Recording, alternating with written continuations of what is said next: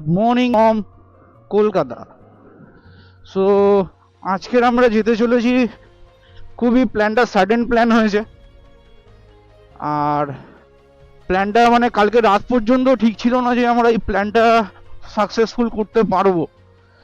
তো সকালেও আমাদের কোনো প্ল্যান ছিল না, জাস্ট 9:30টার সময় আমাদের প্ল্যান ঠিক হয়। আর ফাইনালি আমরা এখন যেতে চলেছি Digha. This is my first time in Digha, আর আমার ফার্স্ট টাইম ব্লগস। এর আগে আমার নতুন ভিডিও এটা, দীঘাতেও আমি এই ফার্স্ট টাইম যাচ্ছি। তো ফার্স্ট এক্সপিরিয়েন্স তোমাদেরকেও আমি দেবো, কিভাবে কি আমি এক্সপিরিয়েন্স করছি সেইগুলোই তুলে ধরার চেষ্টা করব। তো চুটিয়ে মজা করব সবাই, ওখানে আরও অনেকজনের সাথে দেখা হবে, তাদের সাথেও তোমাদেরকে আলাপ করাবো। তারা অলরেডি ওখানে পৌঁছে গেছে। এখন ঘুরিতে বাজে 10টা 20। তো এখন আমরা বেরোচ্ছি, জানি না কটার দিকে পৌঁছাবো, জানি না এই টাইমে দীঘা যাওয়ার জন্য কারা বেরোয় জানা নেই। যতটুকু আমি দেখেছি, দীঘায় সবাই সকালবেলায় যায়, যত এতে যায়, মর্নিংয়েই রাইড করে। বাট আমাদের জিনিসটা পুরো উল্টো। আমরা এতক্ষণে যেই টাইম হয়েছে এখন 10:30টার মতন, এখন আমাদের এতক্ষণে সবাই পৌঁছে যাওয়ার চেষ্টা করে, হাফ রাস্তা তো পৌঁছে যায়, মিনিমাম তো কোলাঘাট পর্যন্ত পৌঁছে যাওয়ার চেষ্টা করে। তো এখন একটা দাদাকে পিক আপ করতে যাচ্ছি, ওই দাদাকে পিক আপ করে দাদাটার বাড়ি থেকে সোজা দেখা হবে রাস্তা কোন রুট থেকে যাই।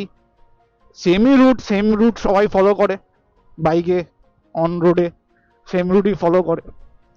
তো আমরা সেই রুট দিয়েই যাবো, বাট আমাদের এক্সপিরিয়েন্সটা টোটালি আলাদা হবে। আমরা দুজন যাচ্ছি বাইকে, ফার্স্ট টাইম, এমন করে কোনোদিন যাইও নি, ফার্স্ট টাইম যাচ্ছি। অনেক দিনের শখ ছিল যে বেরোবো বাইক রাইডিং করব, বাট হয়ে উঠতো না। এমনকি আমাদের সাথে অনেকেরই যাওয়ার প্ল্যান ছিল এখানে, বাট সামহাও কালকে রাতেই তারা ক্যান্সেল করে দেয়। মানে আগের দিনই আজকে যাব, কালকে রাতেই ক্যান্সেল করে দেয়। তো মুডটা একটু খারাপ ছিল সকালবেলা, যে এতদিন লং ছুটি, তো এই ছুটিটাকে কি কাজে করাবো। তো তোমাদেরকে বলে রাখি, আজকে সরস্বতী পুজো। সরস্বতী পুজো এই ছুটিটাকেই আমরা কাজে লাগিয়েছি আজকের। সো আমাদের সাথে জয়েন করে গেছে প্রতাপ দা, ঠিক আছে, খুবই একটা মজাদার মানুষ। তো আমরা দুজনেই আজকে যাব, ঠিক আছে। পুরো ট্রিপটাতে কি করছে না করছে পুরোটাই আপডেট তোমাদেরকে দেবো। খুব একজন মজাদার মানুষ। চলো বসো, আমরা দুজনেই আজকে বেরোতে চলেছি। তো দেখা যাক কত দূর যেতে পারি। এখন বাজে ঘড়িতে তোমার 10টা 33, জানি না কটার সময় পৌঁছাবো ওখানটায়। তো সবাই এখন যাব আমরা, সবাই বলতে দুজনই যাচ্ছি। পেছন থেকে বলছে ধুমের মতো বাইক চালাতে, কিন্তু না, আমাদের কোনো চাপ নেই, আমাদের কোনো তাড়া নেই, আমরা আস্তে শিস্তেই যাব। আর এখন বেলা হয়ে গেছে 10টা 40 বাজে। এখন সব জায়গায় জাম খেতেই দাঁড়াতেই যাব। তো মোটামুটি সোজা আমরা মা ফ্লাইওভার ধরবো, মা ফ্লাইওভার ধরে সেকেন্ড হুগলি ব্রিজ থেকে আমরা টোল ক্রস করে সোজা বেরিয়ে যাব। আমাদের সাথে আরো যারা যাচ্ছে তারা অলরেডি আর কি কোলাঘাট ক্রস করে গেছে, আমাদের বেরোতে একটু লেট হয়ে গেছে। তো যেটা তোমাদেরকে প্রথমেই বললাম, প্ল্যান ঠিক ছিল না, এই সব করতে করতে লেট হয়ে গেছে। তো তো রুবির মোড় চলে এসেছি, আর রুবি জেনারেল হসপিটালের ঘড়িতে দেখাচ্ছে 10টা 48 এখন।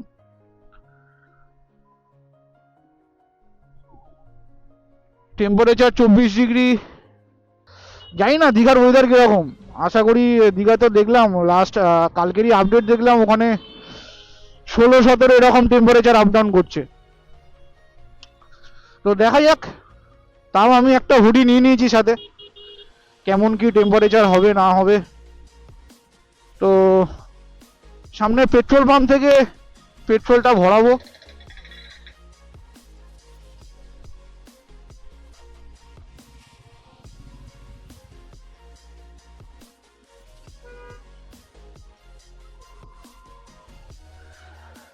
Full tank.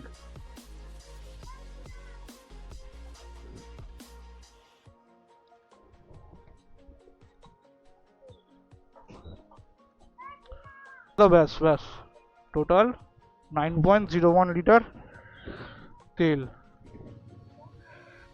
Online online.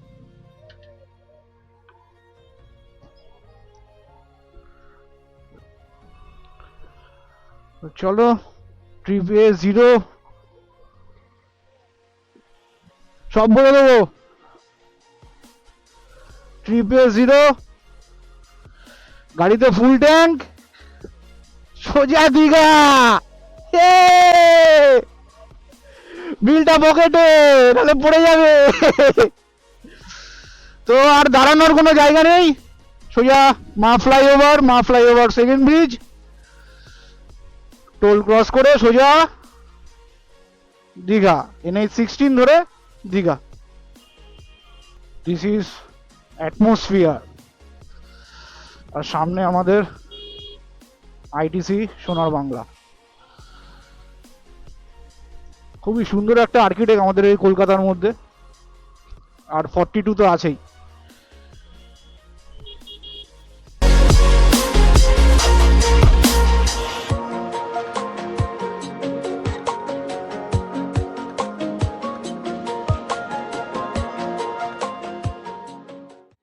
মা ফ্লাইওভারের এই জায়গাটা খুবই ডেঞ্জারাস জায়গা, কারণ খবরে যা তোমরা অনেকবারই দেখেছো, ওর জন্যই এই রেলিংগুলো করে দেওয়া। পাশ থেকে চাইনিজ মাঞ্জাতে অনেকের এখান থেকে অনেক অ্যাক্সিডেন্ট হয়, কারোর গলায় আটকে যায়, বাইকে আটকে যায়, অনেক অ্যাক্সিডেন্ট হয় এই জায়গাটা।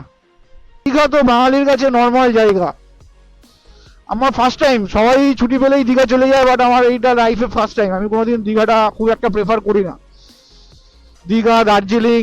বাট বাঙালির কাছে ছোট ট্রিপ মানে 1-2 দিনের ছুটি মানেই দীঘা, পুরী, দার্জিলিং, দীপুদা শটে যেটাকে বাঙালি বলে। তো যেমনটা বললাম, আজকে সরস্বতী পুজো। ছোটবেলায় এই টাইমে, এই দিনে আর কি অঞ্জলি দেওয়া, যেটা আর কি সবাই দিয়ে থাকে, বন্ধুদের সাথে স্কুলে যাওয়া, ঘোরা, এটাই। বাট আস্তে আস্তে টাইমের সাথে সাথে মানুষের শখও চেঞ্জ হয়, ভাবনাও চেঞ্জ হয়। তো সেই শখ ভাবনার চেঞ্জ হওয়ার দরুনই আজ বেরিয়ে পড়েছি ব্লগিং করতে, মোটো ব্লগিং করতে, আর ট্রাভেল ব্লগিং করতে, বন্ধুদের সাথে, দাদাদের সাথে, যাদের সাথেই বলো, দাদারাই আমার আর কি বন্ধু। তো আমরা আমাদের বাদিকে SSKM হসপিটাল, ডান দিকে আমাদের রেস কোর্স, আর আমরা সোজা যাব।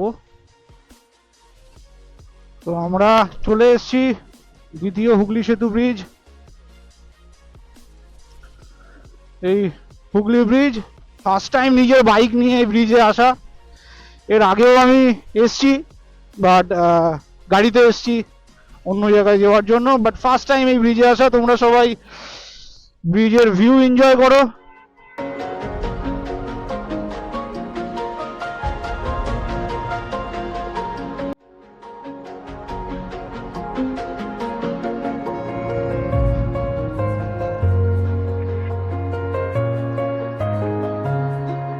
তো আমরা কোনাহা এক্সপ্রেস উঠবো, তো একবার জিজ্ঞেস করে নি।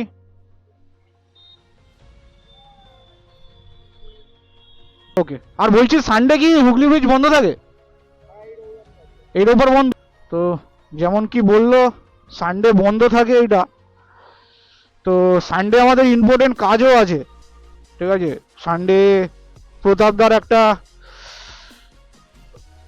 ডকুমেন্টারিয়াল কাজ আছে, তো সানডে আমাদেরকে ফিরতেই হবে। আমরা যেহেতু ফার্স্ট টাইম আসছিলাম, ওর জন্য জিজ্ঞেস করে নিতে হলো। খড়গপুর 115, হলদিয়া 111, বর্ধমান 106। তো আমরা সাঁতরাগাছি থেকে কিছু দূর এসে রাস্তা ভুলে গেছি, মানে ভুল রাস্তায় ঢুকে গেছি। তো কিছু দূর গিয়ে আমাদেরকে সামনে থেকে বাদিক তো, ওকে ওকে ওকে, থ্যাংক ইউ। তো কিছু দূর গিয়ে আমাদেরকে বাদিক নিতে হবে। জানি না পুলিশ আছে কিনা সামনে, কেস টেস দেবে কিনা। নিচে ঢুকি, তারপরে কথা হচ্ছে। বললো ব্রিজ থেকে নিয়ে আমাদের ডান দিক যেতে হবে। ফাইনালি হাইওয়েতে আমরা উঠে গেছি। ফার্স্ট টাইম এই বাইক নিয়ে আমার হাই রোডে ওঠা। এর আগে আমি কখনো বাইক নিয়ে হাইওয়েতে আসিনি, সিটি রাইড করেছি, বাট ফার্স্ট টাইম এই হাইওয়েতে আমার বাইক নিয়ে আসা। তো বেশ ভালো লাগছে। না আছে কোনো ব্রেক মারার টেনশন, না আছে কোনো কিছু, জাস্ট থ্রটেল ধরে থাকো, আরামসে চলে যাও। হ্যাঁ, চারিদিকে একটু খেয়াল করে রাখতে হচ্ছে, মানে লরি দিয়ে যাচ্ছে যেভাবে, তারপরে অপোজিট সাইড থেকে কেউ চলে আসছে, এটাও একটু দেখতে হচ্ছে এইসব। আর এতদূর পর্যন্ত যাদের ভিডিওটা আমার ভালো লেগে থাকবে, একটু লাইক কমেন্ট আর সাবস্ক্রাইব করে দিও, এটাই বলার। ভালো লাগলেই করো। ধুলাগড় এখান থেকে আর 4 কিলোমিটার, ঝাড়গ্রাম 155, বালেশ্বর দেখালো 152, Chennai 1649 kilometre. This is second toll gate চলে এসছে। আর আমরা 2 হুইলারের জন্য সাইড লেন নিয়ে নেবো। এগুলো 4 হুইলার, 2 হুইলার যে আলাদা লেনে যায়, তো এই লেনে নিয়ে নেবো সাইড থেকে। তো যেমনটা তোমরা সবাই জানো যারা বাইক রাইড করো, টোল গেটে বাইকের টোল লাগে না। তো এখন ঘড়িতে বাজে দুপুর 12টা 51, আর আমরা এসে দাঁড়িয়েছি রূপনারায়ণ নদীর উপরে। তো সামনেই কোলাঘাট এখান থেকে আর 1 কিলোমিটার। আর এই ব্রিজটা দেখে এই সিনটা আমি মিস করাতে চাইলাম না তোমাদেরকে। এই ভিউটা দারুণ ভিউ। তো দেখতে পাচ্ছ সবাই এখানে সরস্বতী পুজো উপলক্ষে সবাই এখানে দাঁড়িয়ে ফটোশুট করছে। তো পুলিশ এসে সবাইকে এখানে দাঁড়াতে বারণ করছে, বিকজ এটা হাইওয়ে। তো দারুণ একটা ভিউ। এইটাই হয় বাইকে গেলে, এইটাই মজা। অনেক কিছু নিজের চোখে দেখা যায়, ক্যামেরাতে তো থাকেই, তোমরা তো এখানে দেখতে পাবেই, বাট নিজের চোখের যে জিনিসটা, সেটা গাড়ি বা ট্রেন এইগুলোতে গেলে অতটা ভালো লাগে না। এই কারণেই আর কি বাইক রাইড করা।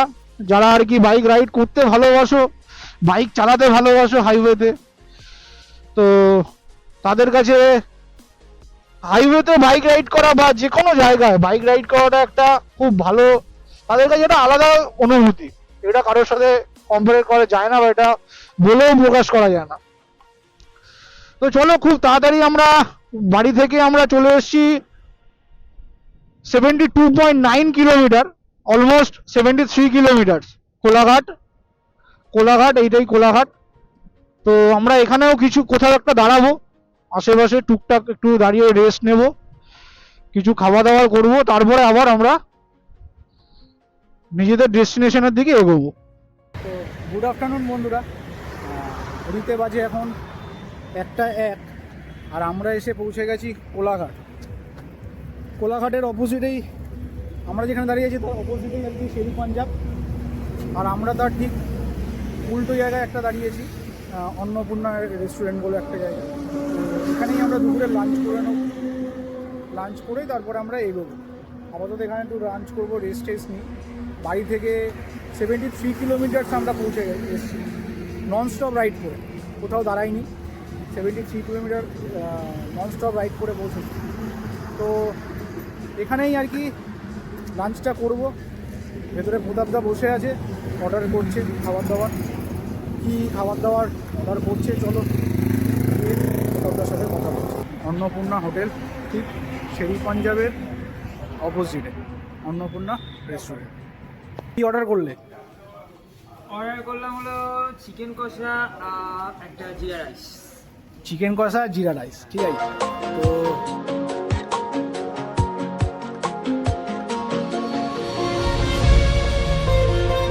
লাঞ্চটা কমপ্লিট করে সোজা মোটামুটি সেটাকে তোমাদের সাথে দেখা হচ্ছে। তো আমরা খেয়ে বেরোলাম, এই রোডটা চলে যাচ্ছে সোজা চেন্নাই খড়গপুর, আর আমরা লেফট নিয়ে নিলাম দীঘা। কোলাঘাট থেকে লাঞ্চ শেষ করলাম, দুজনের মিলে টোটাল আমাদের লাঞ্চে খরচা পড়লো 400 টাকা। আর এই রাস্তা ধরে সোজা চলে যাব দীঘার দিকে।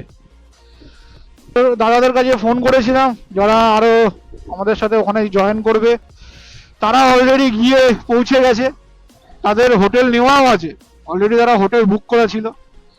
মেছেদা 1 কিলোমিটার এখান থেকে দেখাচ্ছে।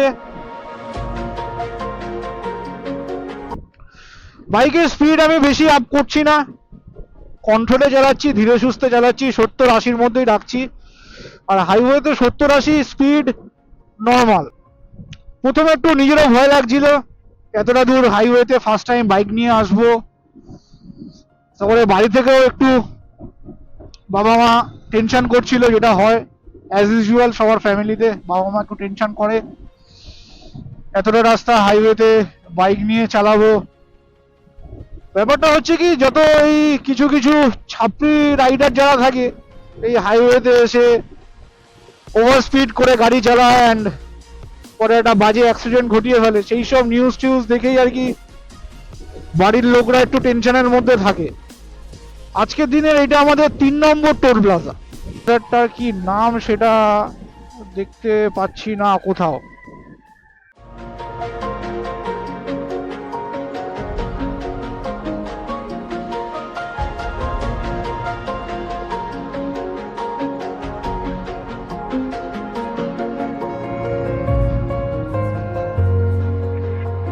তো আমরা দেখতে দেখতেই নন্দকুমার এন্টার করে গেছি। সামনেই নন্দকুমারের মোড়, আর আমরা মোড়টাকে পুরো সার্কেল ভাবে ঘুরে স্ট্রেট রাইট সাইড নিয়ে দীঘা দিকে এগিয়ে যাব।